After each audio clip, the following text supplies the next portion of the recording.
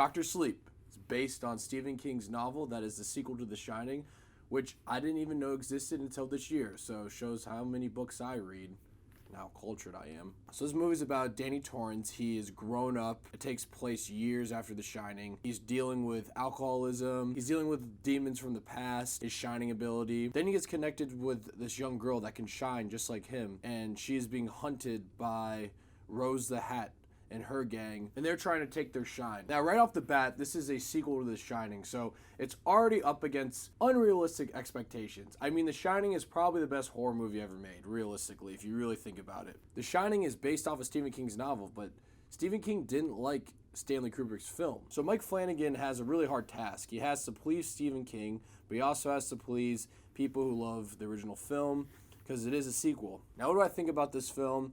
I thought this film was fucking awesome. This movie is its own movie on its own. There's a lot of shots and edits that harken back to The Shining, but this movie feels like its own movie. I'm gonna try and not compare the two, but it's so hard because it's a sequel. The Shining is more quiet.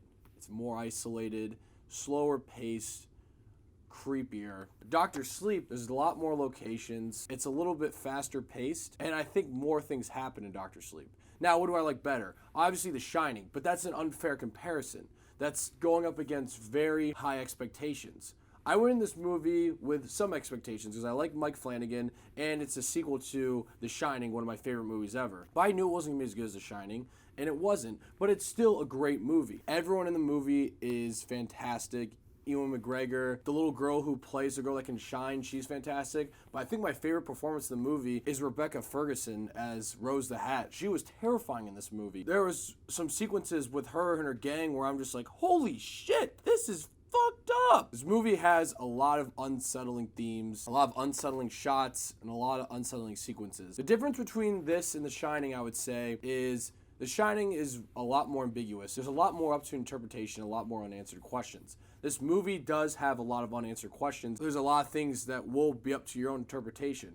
But there's a lot more cut and dry answers in Doctor Sleep than there are in The Shining. Also, Doctor Sleep answers some questions from The Shining that people probably have had for years, which I personally loved. Some people might not like that, but me personally, I love that. I think a lot of people are concerned about if there's too much fan service in this film, because you see in the trailer there's a lot of shots that recreate some of the iconic shots in The Shining. I would say this, I think the fan service in here is fit perfectly well. Since from the trailer you know the overlooks in the movie, that doesn't happen to like the last act of the movie, and this movie's really long. It's 2.5 hours long, so the first 2 hours, it's nothing to do with the overlook. It's about these characters that are super well fleshed out, the villains that are fleshed out, and you really care what's going on. Like I said, there's some very unsettling sequences and very creepy implications. So when they finally do go to the overlook, it feels earned.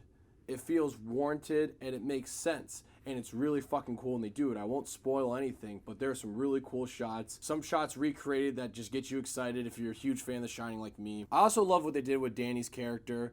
I won't spoil what they do. That's one of the many questions people ask after The Shining. What happened to Danny Torrance? And what they do with his character I thought was very good. Made sense, it was fleshed out, and it was really satisfying what he's doing throughout the movie and then how it wraps up. My only gripe is, I would say, I don't want to spoil anything, but it has to do with the last act. I loved it. It was awesome, but they're just little things. There's just some things I had some gripes about with some of the shots and some of the casting. But like I said, I still love that last act, and it really doesn't take away from the movie that much at all. It is a sequel to The Shining, but it really does feel like its own film. I feel like if you really love The Shining, you're gonna love this movie. There's some things you just might disagree with, some questions that are answered that you might not want answered. And if you didn't like The Shining, you might not like this movie because like The Shining, it's kind of slow paced at some points. The shots linger. They take time to build suspense and scenes, and the shots fit perfectly. And they do that in Doctor Sleep, and if you didn't like that in The Shining, you won't like it in Doctor Sleep. But I'll say this, if you really didn't like The Shining, you'll probably like Doctor Sleep more because it is a little bit faster paced. A lot more happens, and they go to a lot more locations compared to The Shining, where it's just really one location. But overall, I love Doctor Sleep. I thought it was a great sequel, a great horror movie, and one of the best movies of the year. I'm gonna give Doctor Sleep a 9. This sequel feels warranted, and it makes sense. It answers a question, what happened to Danny Torrance? It's the same sort of sequel with El Camino, where it's like, what happened to Jesse Pinkman? It seems warranted.